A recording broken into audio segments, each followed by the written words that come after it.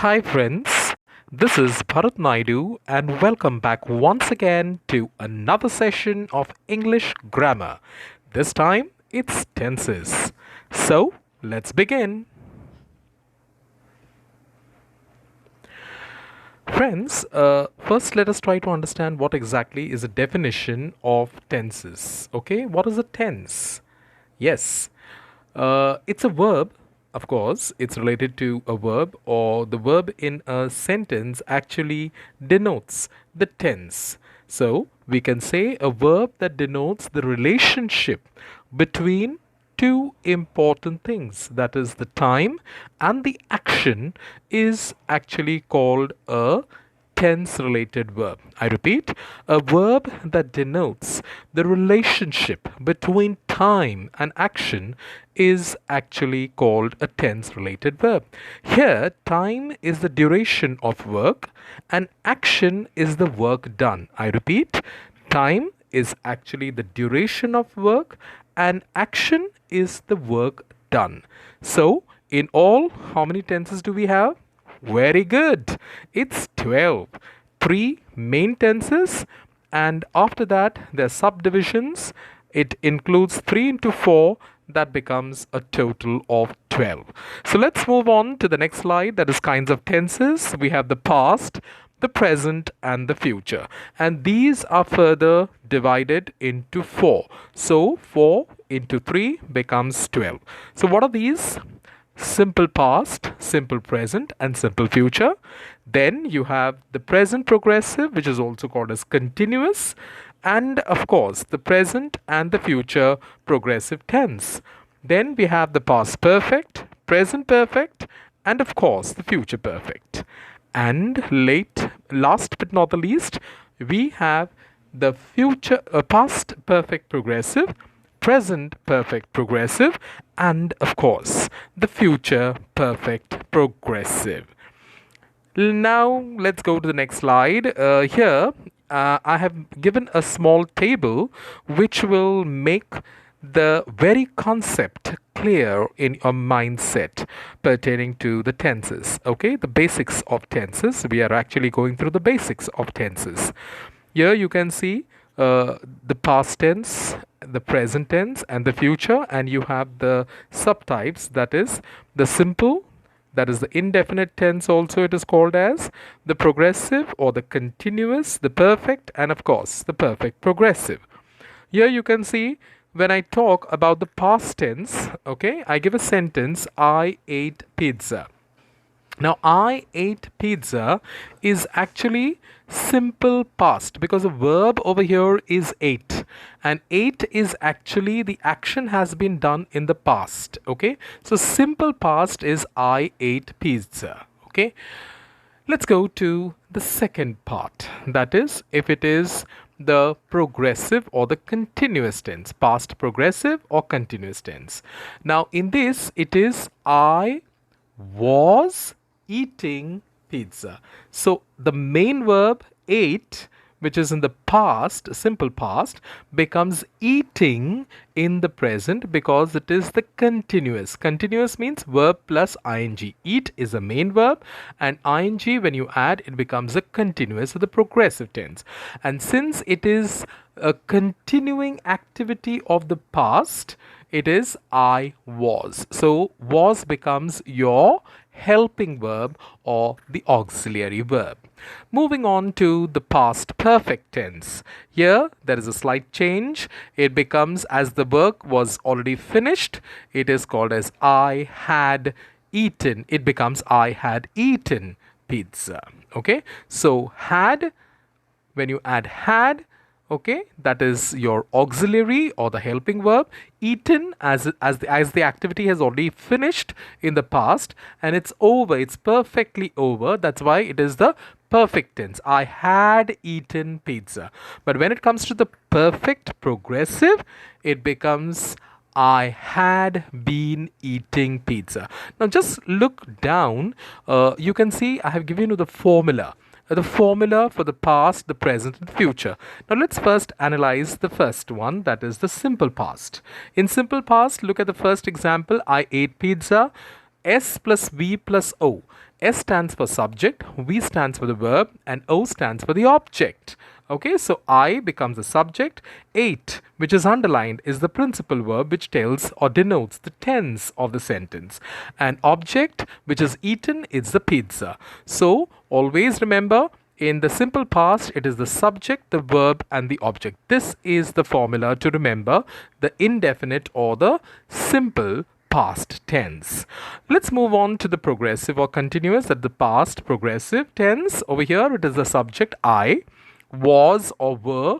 Now, why is it was/were? Was becomes for the single, okay, the singular, that is the first person, I was, okay.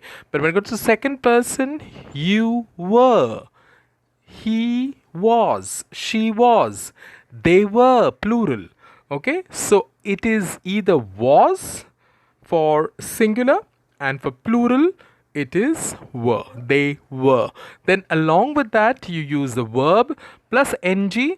Over here, actually I is missing, so it becomes subject plus was/were, depending upon the singular or the plural form, and then the verb, then the ing form of the verb, that is eat plus ing becomes eating, and of course o means the object, that's a pizza.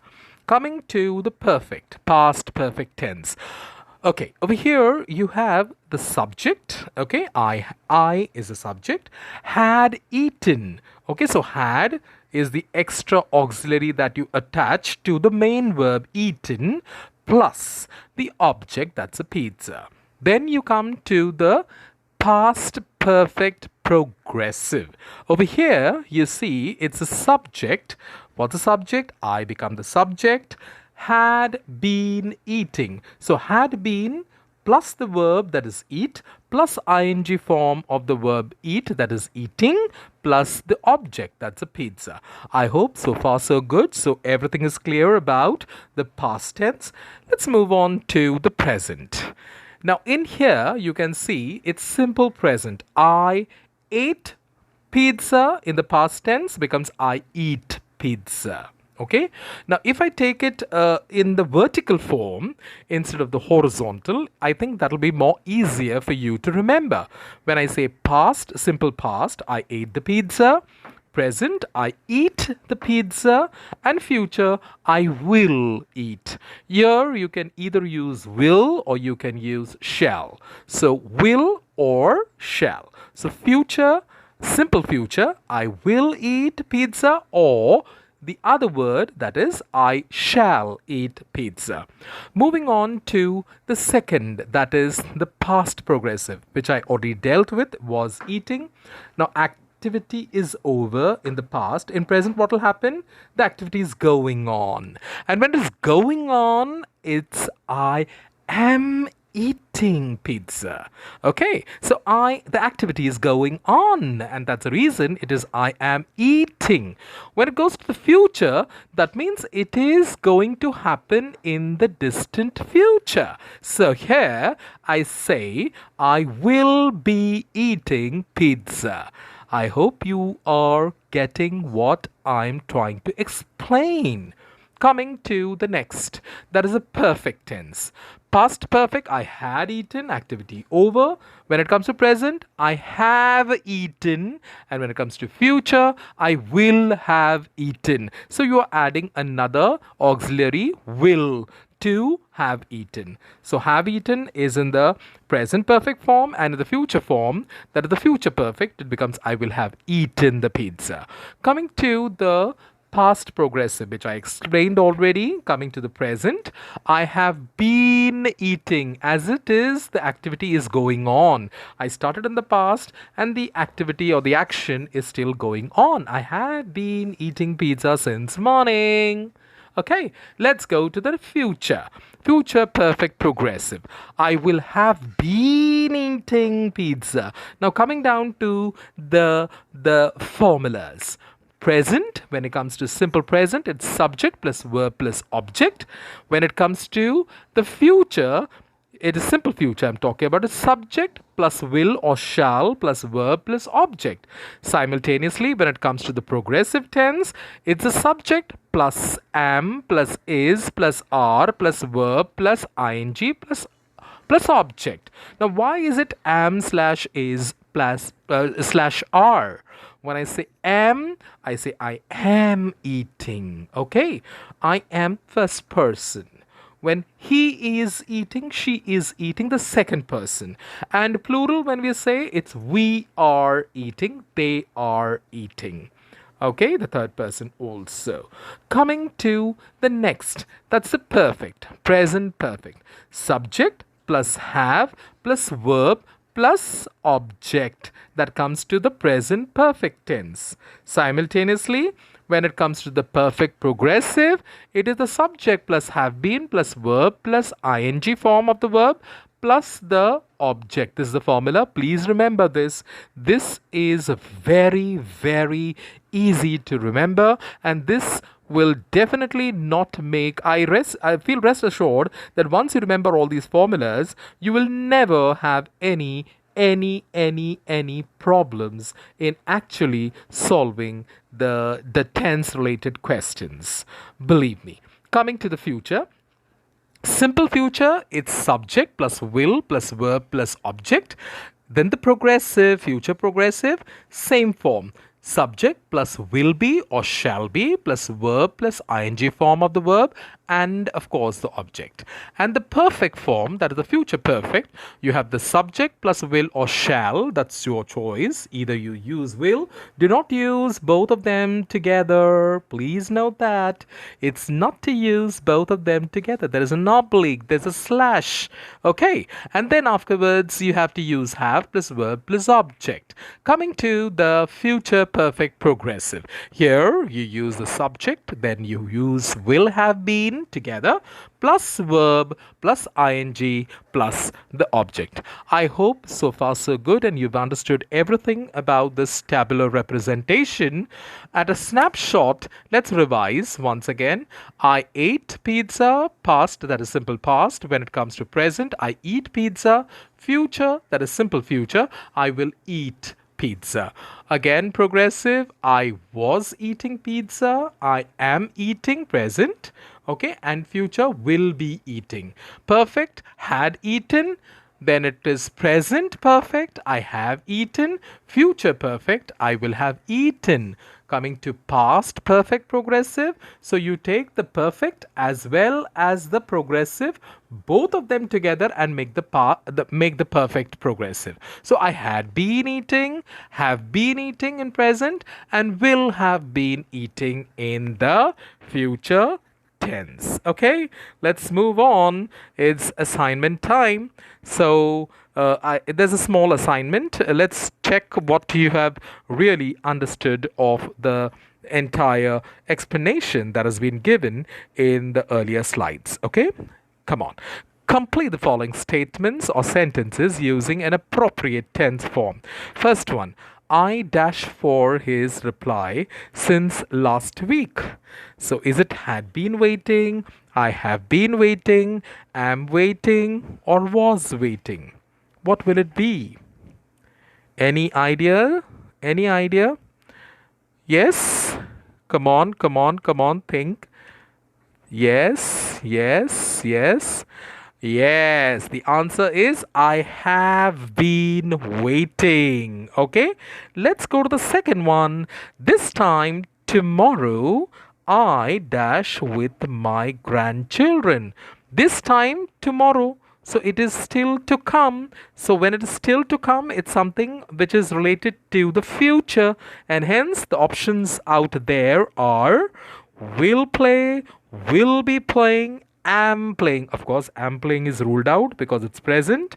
It has to be either will play or will be playing. Yes, you've got it right. It's I will be playing. Third one, I dash the newspaper every morning. I dash the newspaper every morning. Will what are the options given here? Read, will read, am reading, have read. So actually, I think this is simple, simple, yes, present. So I read the newspaper every morning. Coming to the fourth one. Fourth one, When I visited her, she dash bedridden for 6 months. When, that means the activity had taken place in the past. So the options out there are had been, was, has been, or were. So it has to be perfect. Okay, so when it is perfect, it has to be had been, past perfect tense. Okay, so I have just solved some 4 examples for you, and right on your screens you can see some questions 5 to 10 I have given. Please try to solve, and also I have given the answers. I have provided the answers on the last page for you all to check it or cross check it, so that you come to know what is right and what is wrong. But please do not look straight away into the last part or the last slide. Okay, so far so good. I'm so happy that you have really understood, and please try to make use of the correct tenses in when you're talking to your teachers and your friends, and use maximum communication, have maximum communication in English as far as possible. Okay, this will really improve your vocabulary and also your grammar skills. But before I leave, I would like to quote some words. Okay, some words for encouraging all of you.